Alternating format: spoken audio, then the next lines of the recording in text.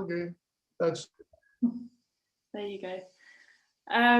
Yeah, so I was wondering if you could start by talking a bit about your research into the minority education system in Western Thrace, and just give a bit of background about yourself and the kind of research that you've been doing. Okay, I am an assistant professor of pedagogy and intercultural education in the Faculty of Education and the Department of Primary Education of Aristoteles University of Thessaloniki. Thessaloniki is the second big city of Greece, and let's say the first in the North Greece, which nearest the Thrace, the place you are interested for. I have made with two students from the region, two researches there, which topic were about the education of pupil of the minority. Noting saying that Muslim of Thrace is the only recognized minority in Greece. There's no any other recognized minority. And it's based on the Treaty of Lausanne, which was signed in 1923, and was trying to arrange some topics who have to do with Christians in Turkey and Muslims in Greece. That's the point we do care about educationally, because these people, and especially the part of their education, is based on this schema, this categorization: Muslims and Christians. There were not Greeks or Turks in the Lausanne Treaty. There were Muslims and Christians, not Greek, not Turks. Okay, that's the official language, and is the language we should keep now, because otherwise we have problems either with Greeks or with Turkish. It's the official language. We should mention Muslim of Thrace. Another reason for this is because Muslim of Thrace consists, the community of Muslim of Thrace consists by three different between them, as it concerns the language they speak, different population. The one is the Turkish speaking language. The other is the Pomak, which is a language, probably I'm not, it's not my specialty, I'm not a socio-linguistic or linguistic, but it's, as far as I know, it's a language close to Bulgarian language. I repeat that I am not a specialist, and I don't want to get into this conversation. And the third one is Roma, who speak a Romani language. And but there were Muslims, and Pomaks and Roma were Muslims, so their education is arranged through the Lausanne Treaty, and there's no any particular any specific arrangements for them, because they have different language. And you know, Roma, of course, there are in some other European countries, in many European countries, but they should go to the minority school, which only language is Turkish. It's some problems. We have these students and these people, but let's say that the basic scheme is due to this categorization of Lausanne Treaty. Okay, that's the general point. So moving on from that, why is education so important for the minority population in terms of integration maybe into the majority? Okay, let's say as a pedagogue, I would assure you that education means developing intellectually, emotionally, and socially. I repeat, intellectually, emotionally, and socially, not only languages, not only knowledges.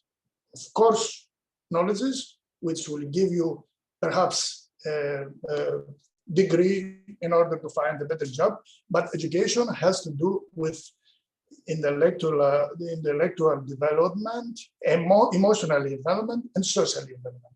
These two are connected with some special problems these people have, and all people of different origin have in every society. So education is a way to increase economic growth, as well as a way to greater equality of opportunity and social justice. That's why education is widely, I could say, considered as a human and individual right. That's why the education of young people, of refugees, of people without identities are a human right. It means that if I have not any identity, I have not any idea, I have not any name, etc., and I go to a school in Greece or in every other country which respects the signatures and the treaties which concern education, the school should accept me, no matter if I have papers or not. So education concerns people in poverty and social exclusion more probably because it's a mean, it's a way to escape from exclusion and to have a better social and economic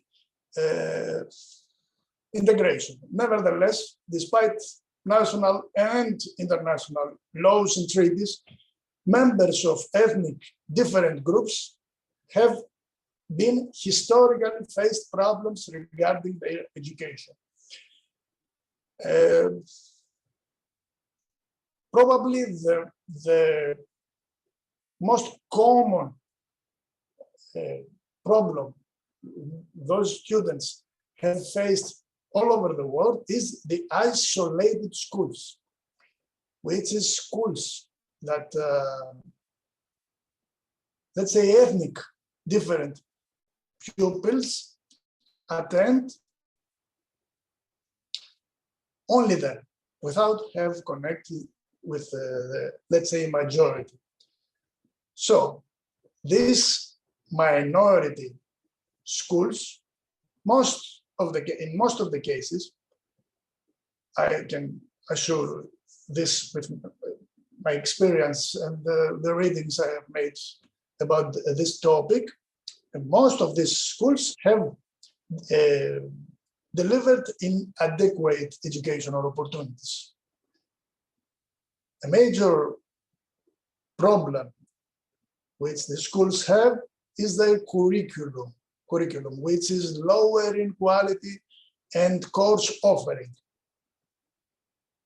So, apart from minority schools, children from ethnic different groups have the right in many countries, as these pupils in Greece, pupils of minority, we will talk about it later very, very analytically, have the right to attend, to enroll in a comprehensive schools. But in this kind of schools, minority students face problems that come from the absence of their language and culture from curricula. Let me make it more specific, that in many comprehensive schools, children belonging to minority groups may not have access to education of their own language. And at this point, I should emphasize that for every individual, his or her language is an important part of his or her identity. Mother tongue education is vital for the preservation of self-esteem identity and personal growth. As it concerns different pupils' culture, it is usually absent from comprehensive schools, common schools, common comprehensive schools, the schools that all the children goes. That's the name, comprehensive.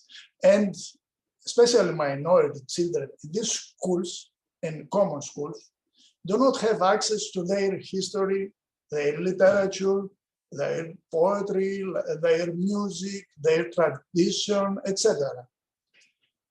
Another point is that my majority children do not have the opportunity to know better their counter pupils.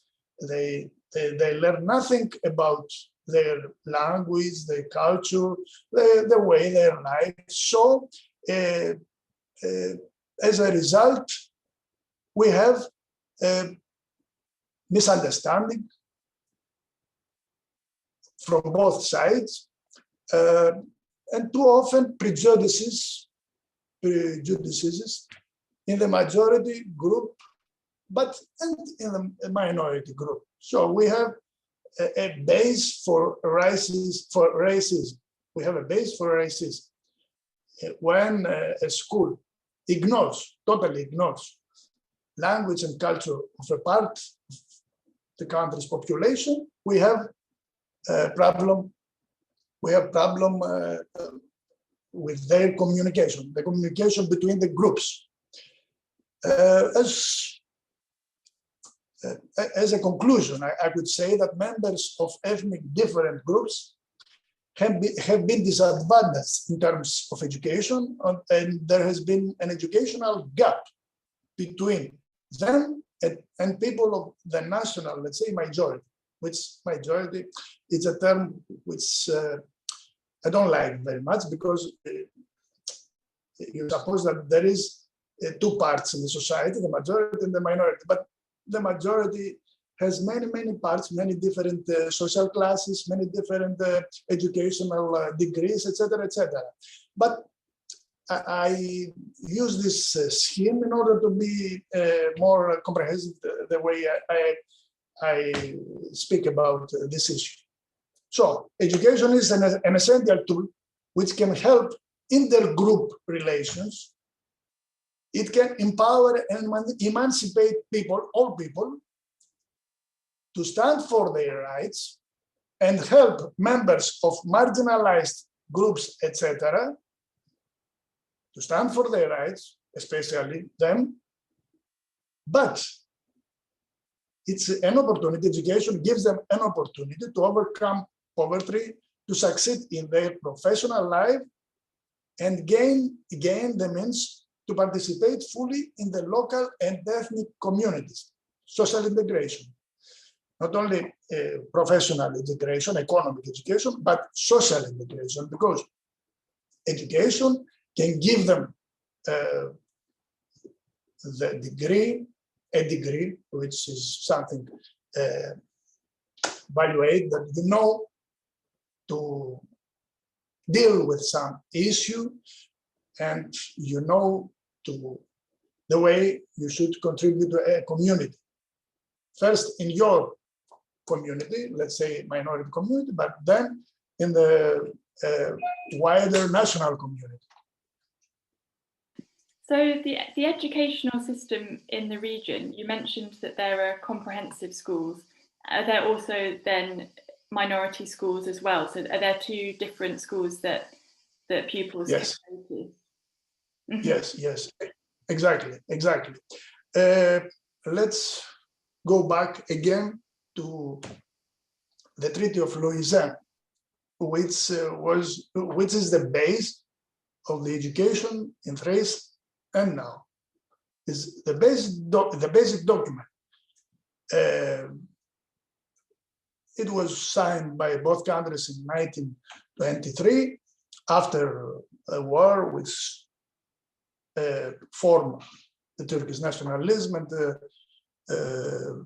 stopped Greek nationalist dream of a Greek, of a great Greek, which would take place of the Byzantine and later Turkish Ottoman Empire.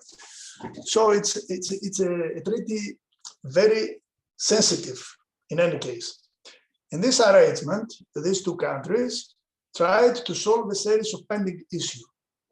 Among them was the Christians, Orthodox Christians, or let's say Patriarch Constantinopolis Christians, and the Muslims of Thrace.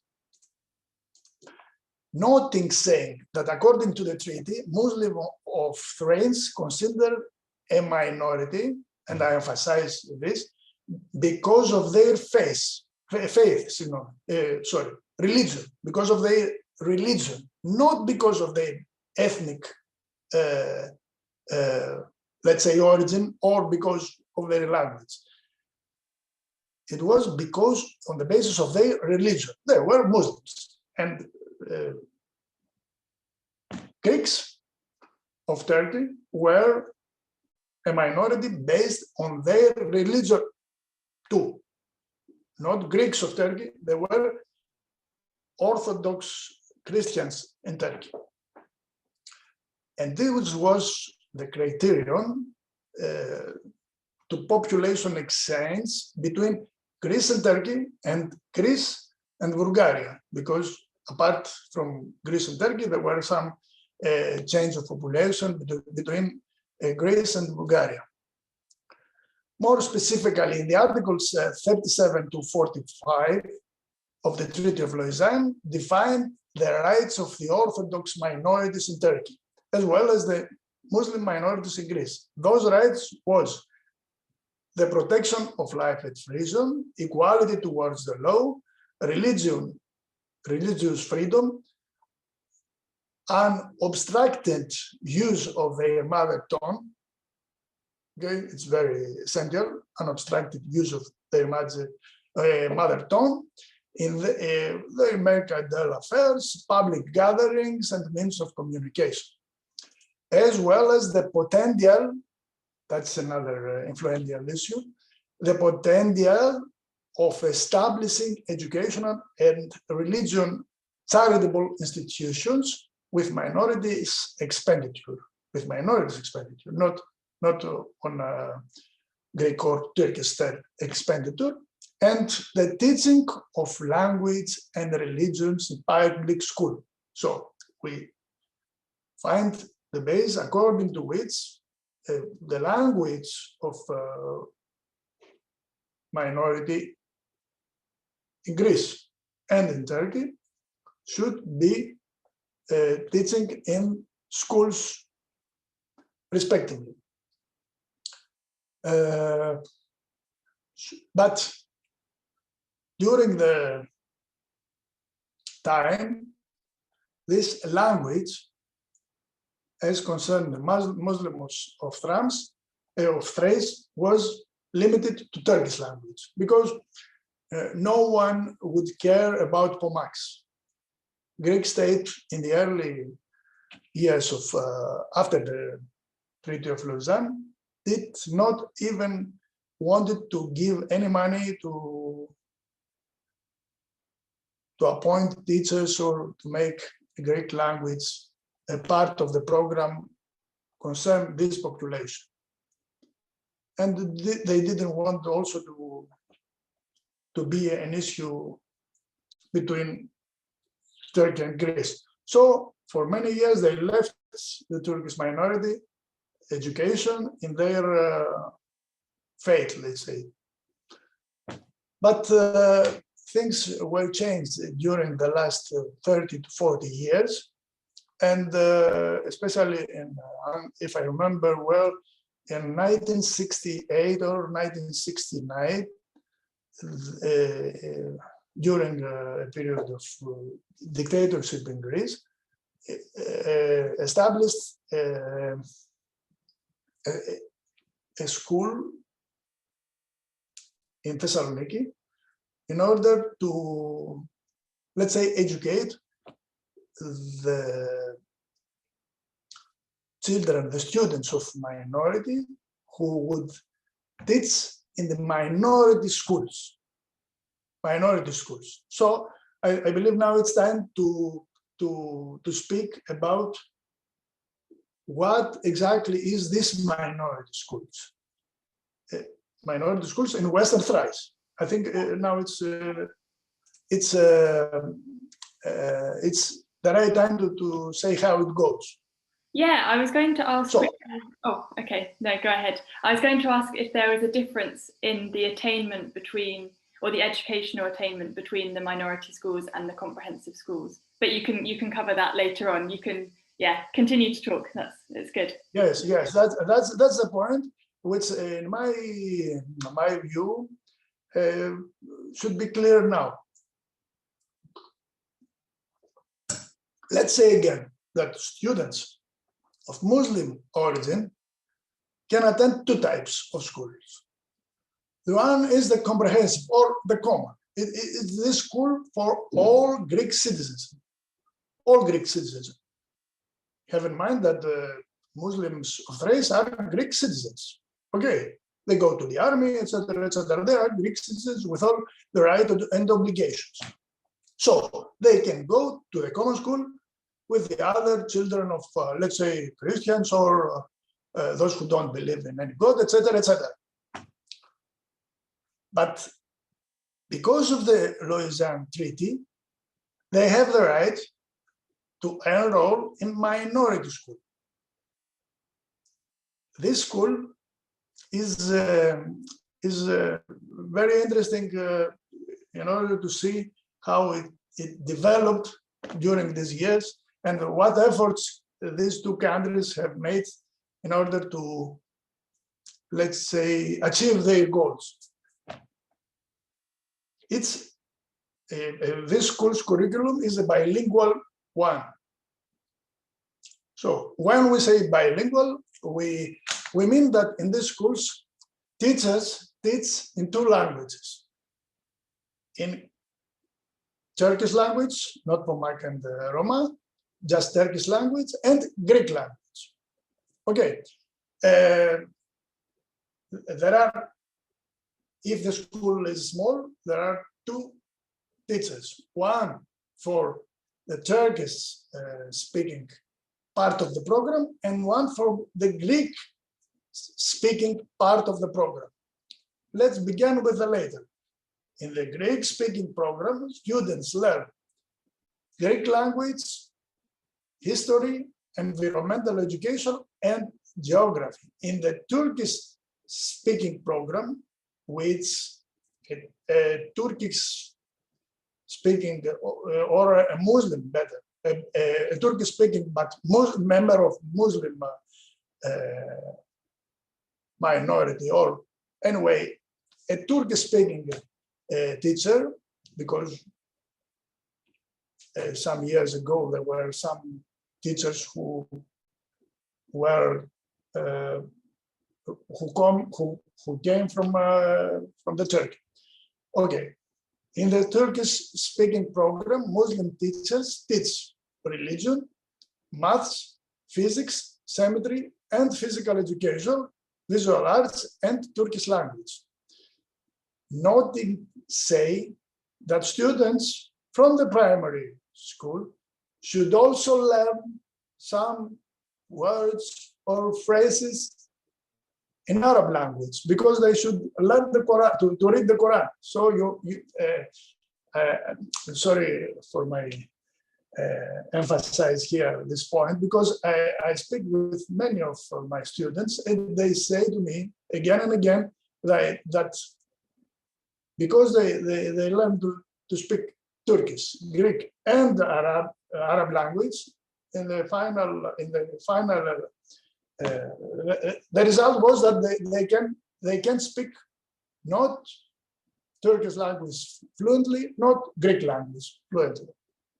So approximately the same situation applies to secondary education, to minority secondary schools.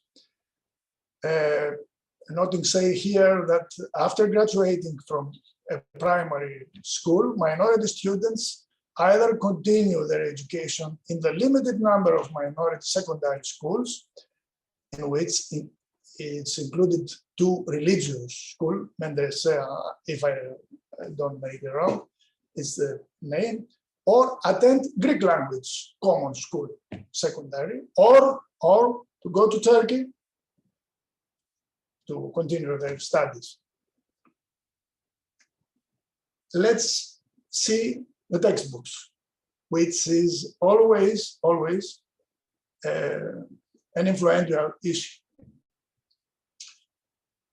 The ones in the Muslim part of the program for many years were those of the Turkish students in Turkey.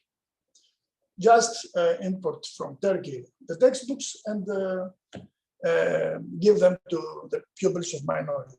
As it concerns the Greek textbooks, exactly the same situation. They took the books from a Greek common school and they give it to the pupils of the minority. But this system did not work. So for many years there was a controversy concerning the books. So after almost 30 years, in 2000, the millennium, the Hellenic Pedagogical Institute approved the distribution of new textbooks, which were written specifically for the minority of Western Thrace and published in Turkey, but they were specifically written for the minority because there are some issues which differentiate the pupils of minority education of minority of Thrace from the pupils in Turkey. As it concerns textbooks that are used by the Greek speaking program, these books changed the same period and are based in an approach of teaching Greek as a second language. These books concern the subject of ancient Greek, history, New Greek, etc., as I told you before. So we have these two separations. We have these two parts in the minority school of Western Thrace, and we have two different categories of teachers, one a Muslim teacher and one Orthodox teacher with different textbooks. And so the children from Roma and Pomak populations, are not taught about their history and culture and not taught in their language either, if it's just in Turkish or in Greek? Exactly. They have the common curricula with the children of just Turkish-speaking population, because we said that there are three parts of minority: Turkish origin, Pomaks, and Roma. But only Turkish language is officially recognized, and the lessons of the Turkish part of the minority, Turkish language part of the minority schools are held in this language, not Pomak, not Roma, and of course their history and their customs and their language is absent from this school. This is especially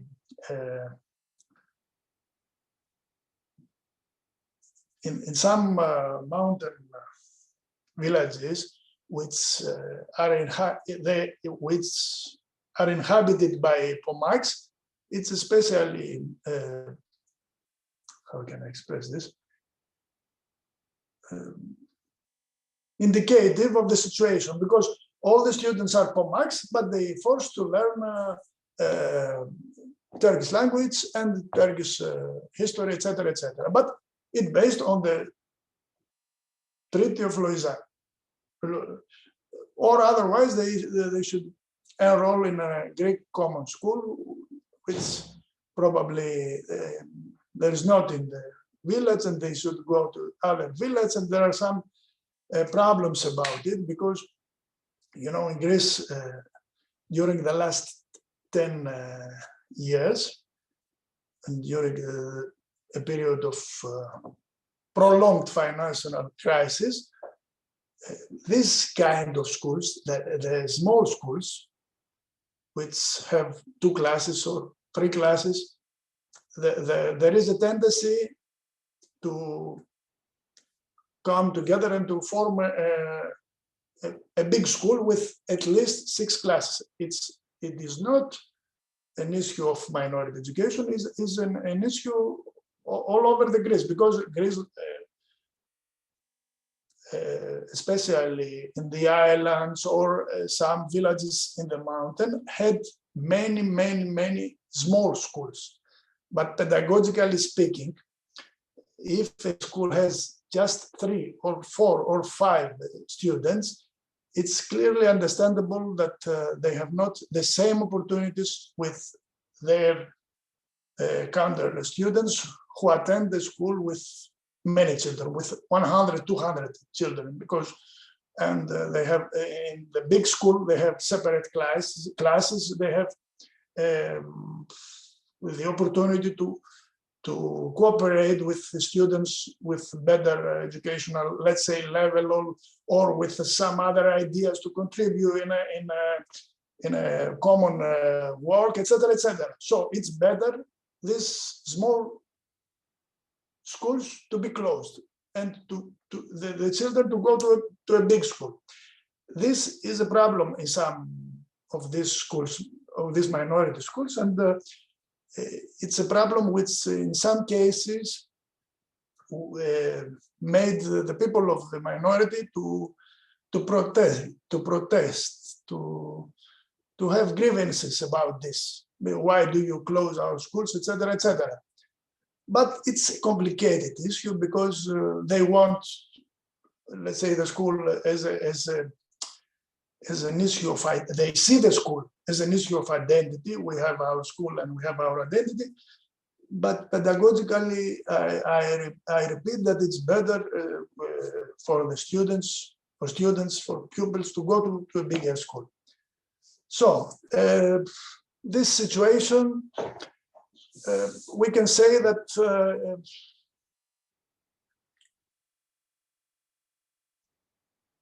is a picture of the problem where minority students face. But let's speak about the attainment or let's say their educational roots and what Greek state, what measures Greek state have taken in order to help pupils from minority to integrate better in school and to have better educational opportunities.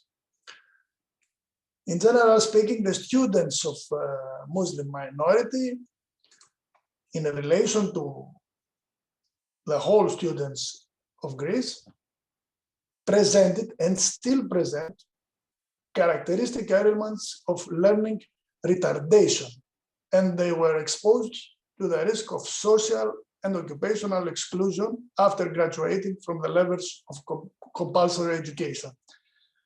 That's why they were excluded, could not manage to attend from the Greek higher education till the mid-90s. Till the mid-90s, almost no one young man or woman from minority have attended a Greek university. Although they had the right to participate in the entrance exams of higher education, they did not have the qualifications which would allow them to meet the requirements. That was mainly due to the low level of educational provisions and especially the low level of knowledge of Greek language, in which the exams are taken. And if you don't know fluently to speak a language, you can't write high degree either in history or in maths or in physics or all over the lessons. So they have not the opportunity to go to Greek university. What did they do? Those of them who managed to finish secondary education, or even before they go to secondary education, they migrated to Turkey, especially to Turkey, or in some cases in Saudi Arab, in some Arabic country in order to study there. How many of them returned to Thrace? I'm not in a position to tell you, but I know that people who were migrated and were studying at Turkish university find jobs in Constantinople or some other cities and stayed there. Or some of them were back in the place they born, and they were open, let's say, dentist or some other shops, etc., which need to have a degree. So in 1995, with a law 2341, it was applied to Greek university a minimum quota of 0.5% for Thrace minority students, 0.5% per department, per university department. So it means that if a department enroll 200 students per year, one student from minority could enroll 2. It was an extra person, 200, let's say, from the common exams, and one person from the minority. The one person was and is this person who will have the bigger degrees in the exams. Okay, no matter how high they are. Let's say that you want to go to medicine, and in the exams, the students should write about 19. Student of minority could enroll medicine school with 12. Okay, it's very different because of this percentage. Of course, it raises another issue. If a student with such a qualification can make it in the medicine school or in any other school, it's another issue, and that's why in my research, one of those I made, found no one in about 20 years, no one enrolled in a medicine school, because it's very difficult for those children who do not speak Greek fluently. After the implementation of this law, a law of positive discrimination, the first year, 1980 candidates managed to be enrolled in higher education schools from 0 to 98. And now these days, the number of admitted to universities has increased 5- or 6-fold. The more realistic prospect of access to Greek higher education has also contributed significantly to the expansion of the education of minority children in secondary education, because they give them a motive in order to study and not to stop in the primary education, but also to a wider change in the attitude of the minority towards education as a whole. Noting, say, that since 1995 and this positive measure law, there is a tendency on the side of pupils and of course their parents to choose the common comprehensive Greek public schools. There is a percentage, I don't know exactly how much, but there are pupils and there are families who prefer to enroll to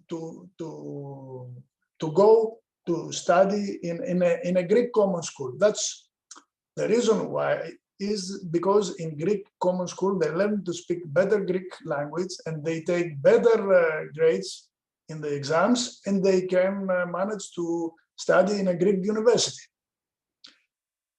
So, according, in addition to this, I told you before, in my research, some of the people that contributed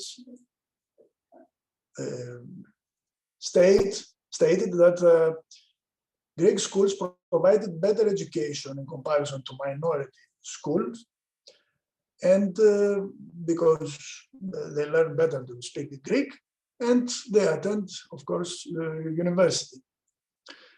Regarding religious schools, that still seems to attract a number of students, either because some pupils evaluate its religious, whether they are very fond of their religion, or because for some others it is easier than the public Greek or the minority one student. School, sorry. So we have this situation with the education in minority and the common school, and the dilemma in some cases those people face, because there are always pressure from the community. Let's say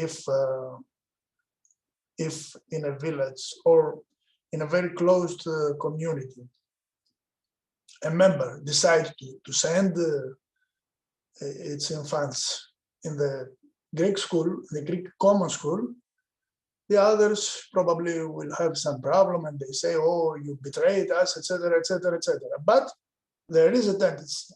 It's a fact. So I was also wondering about the other research that you did to do with the training of teachers for minority schools. And I was wondering if you could talk a bit about maybe some of the responses that those teachers gave, like the challenges that they had in their training, and also if any improvements have been made in the past few years in their training. As I told you before, the school which teaches the prospective teachers of Muslim minority was established during the Greek junta, the dictatorship. And we can say that it had a nationalistic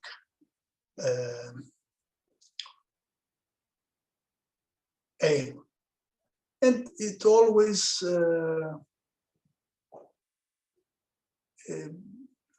provoked grievances from the Muslim community of Thrace.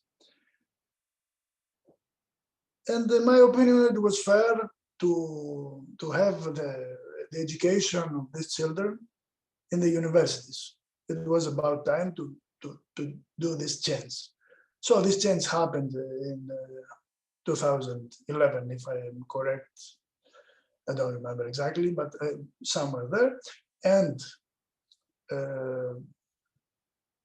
a number of students from Muslim minority of Thrace, about 13 or 15 every year, can enroll my department in order to prepare themselves to teach in the Turkish-speaking program of minority schools. I don't know if it's the right time to notice that there is some paradoxes here. These these teachers, when they take the degree, they are teachers, have the right, as all the students who take their degree from a pedagogical department, have the right to teach in every school of Greece. They also have the right to teach in the Turkish part, the Turkish-speaking part of minority school, but they don't have the right to teach in the Greek-speaking part of minority school. Also, a Greek-speaking, no, a Greek-speaking. They both speak Greek. A teacher who have Greek as his or her mother tongue has not the right, even if he decided, even he have some friends, in any reason, it doesn't matter, has not the right to teach in the Muslim or in the Turkish part of the minority school. Okay, I don't know if I spell it clearly. I will try to make it clear again. We have two parts in minority schools. One part in the 5-6 lessons, I don't remember exactly, are teachers are made these lessons in the Turkish language. And the other part with 5-6 lessons, it doesn't matter the exact number, teachers are taught in Greek language. When a teacher who study in a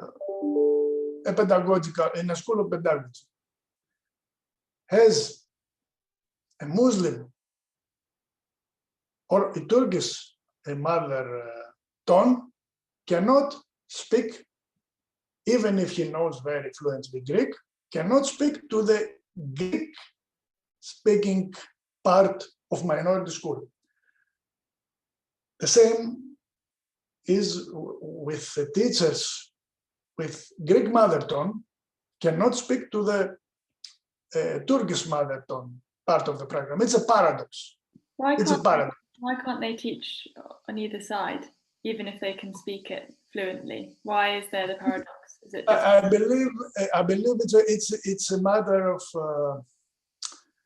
bilateral relation between Greek and Turkey, which is the education of Muslim community of Thrace is very influential issue between them, because it has to do with matter of identity, of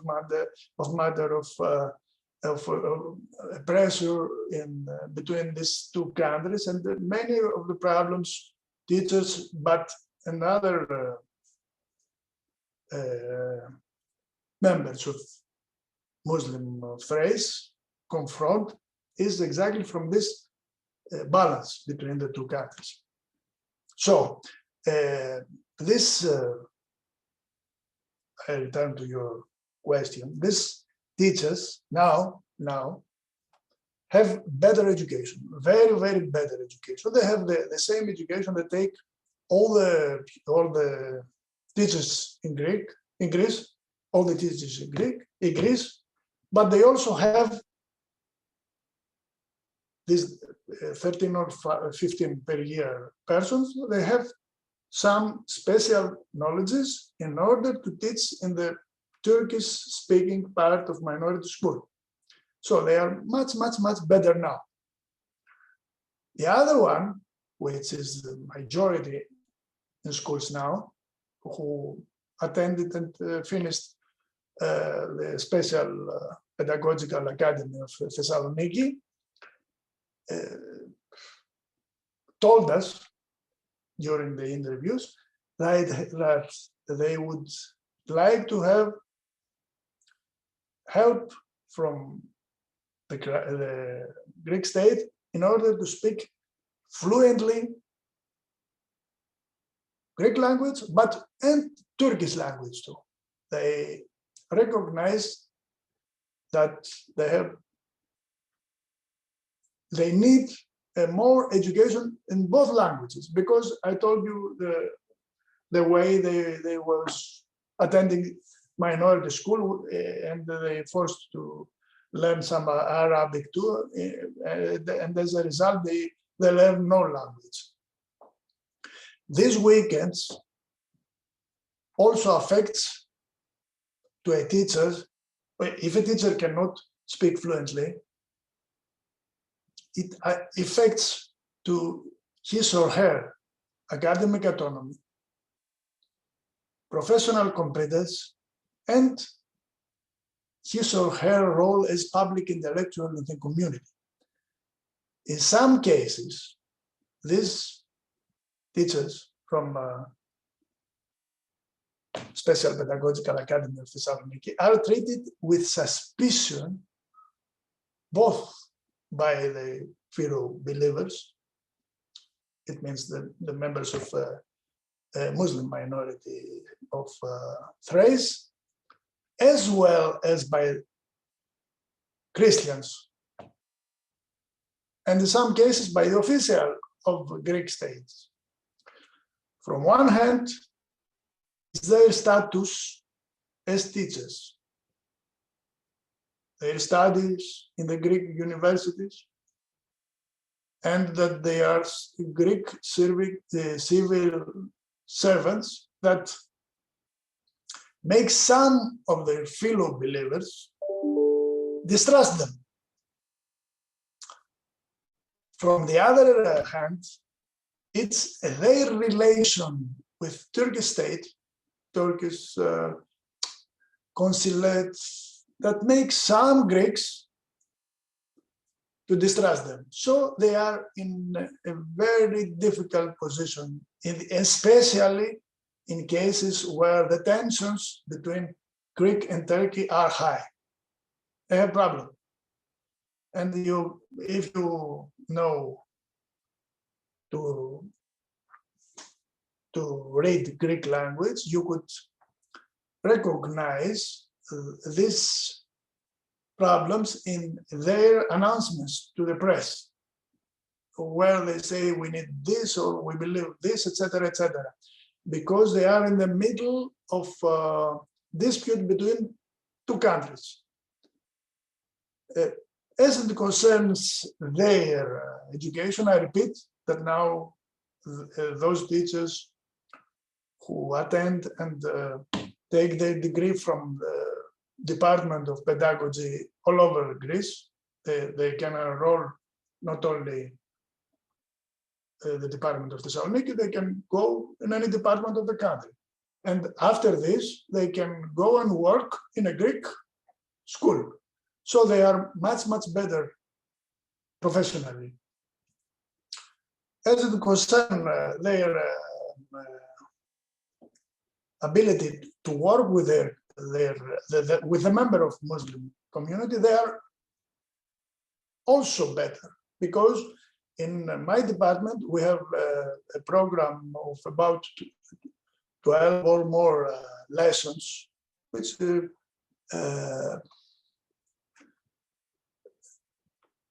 concern about Turkish language and its teaching methods, Turkish literature, Islam and education, history of minority education, minorities and multiculturalism, minorities and maths, which gives them more knowledges and more they believe that they are ready to go a better job, and I believe they do a better job because they are much better trained. Yeah, definitely. That's, yeah, it sounds like that's a good step forward in raising their own awareness about the issues. But I was wondering if there is anything that you think needs to be improved going forward, if there are any more steps that could be taken in terms of, I don't know, integration with the communities and things like that.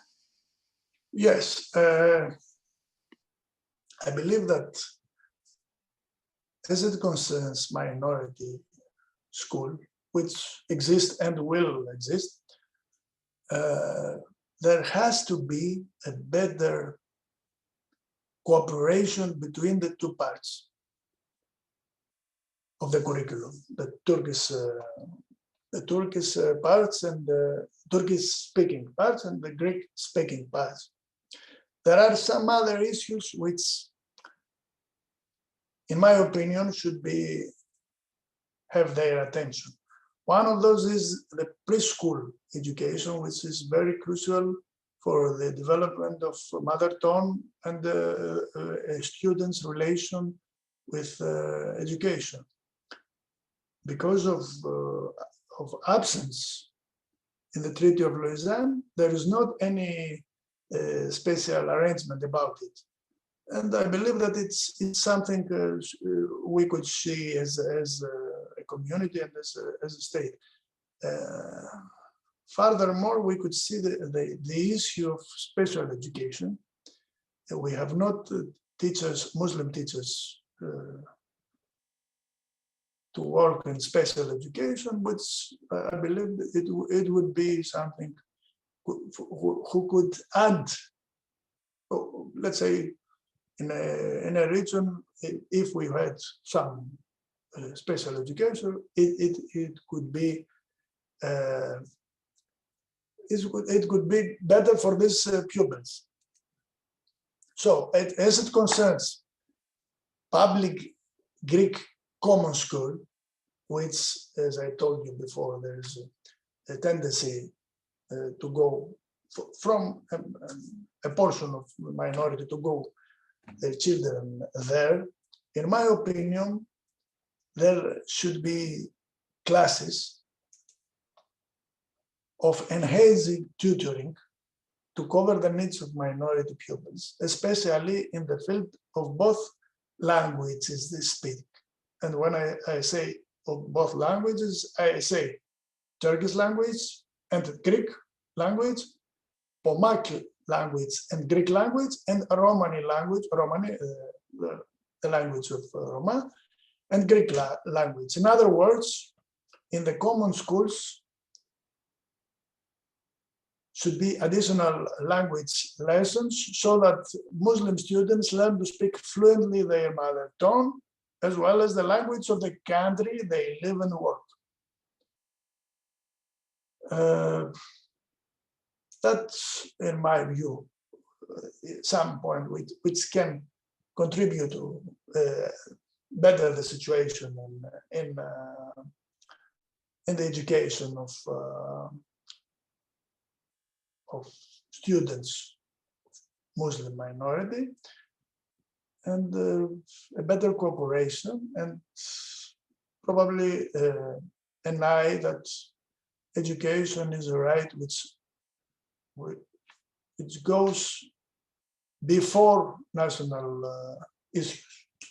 But I know that it's a little difficult, especially when tensions are high and when there is, let's say, national interests. No, it's very interesting. And yeah, finally, I was just going to ask if there's anything else that you'd like to add that we haven't covered in this conversation, if there's anything in your research that you wanted to talk about. I would emphasize that something I told you in the beginning, that Muslim population of Western Thrace is the only legally recognized minority in Greece. It's not homogeneous, but there is the monitoring of the educational acts in the region from both countries, from Greece and from Turkey. So the position of this population, of these people, becomes precarious, and this is something that we should always have in mind, because they are in the middle of the tensions between the two countries. They live in one and they have an identity. Some of them say that they are Turkish citizens. So they are in a very difficult situation. So we have in mind this, and to try with a better education to improve their living condition. Yeah, that's a very nice sentiment to end on. That's really, yeah, that's really interesting. Yeah, I was also just going to ask from your fieldwork whether you knew of any teachers or pupils that had gone through the minority education system, if you knew of anyone that would be willing to talk to me as well, because I'd like to get that perspective. But it's very difficult for them to speak to a foreign person. It's very difficult. And when we made our research in the field, we have enormous problems. There were people who decided to speak us, who told us in the phone that we'd like to speak, but in the time of the arrangement of a rendezvous, they didn't come, and they said, I can't speak, I will have problem with my community, and we are committed, totally committed, not to give their names to anyone. Oh yeah, that's understandable. So the way you should act is to go there and try to speak probably with, let's say, the top of the educational communities. You should speak with the authorities, and then you should speak with the president of the Muslim or Turkish teachers of Xanthi or Komotini, and you can ask help from them in order to speak. But it's difficult for you. I don't know if you speak Greek language. It's difficult to speak in English. They don't know English, so it's a difficult task. I don't know how can you achieve it. It's difficult. Yeah, very difficult. And you need time. You need time. You should go there, to stay there, to know you, to understand what are you, because they are very suspicious. To understand that you are not going to, let's say, expose them to the media. I don't know what everyone can think. And if they trust you, they can speak it. Only because it's an issue, as I told you before, very sensitive. Very sensitive. They are the national interests of two countries, and this people are in the middle. If they say this, could have problems with Greece. If they say the other one, could have problem with Turkish or with their community. It's very difficult. Yeah, no, that's understandable. I know what you mean. Yeah. Well, thanks so much for giving me so much of your time this afternoon. You've really given me some really interesting things to think about, and it was really great to speak to you. Nice to meet you. You too. Will you stay? How long will you stay in Paxos? Staying in Paxos for just 2 weeks, and I was planning to go to Komotini afterwards, but I think now I'm going to go in September instead, when it's not the middle of summer. I think I'll go. Yeah. You should find a translator in order to speak. If you are going to speak, if you're going to speak them, you should find a translator in order to manage to speak at least with some of the heads of the let's say Muslim community, which is it would be very interesting for your research to speak with Greek authorities, say managers, school managers, the top of the education, and also with members of minority organization and minority unions, because they have a union.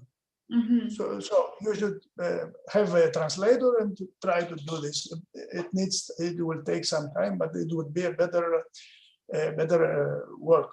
Yeah, I think so. Yeah, I have some people that said they would translate for me. So yeah, that's the plan. So you are okay. That's good for you. Yeah, definitely. Oh, well, thank you so much, and it was really great to meet you.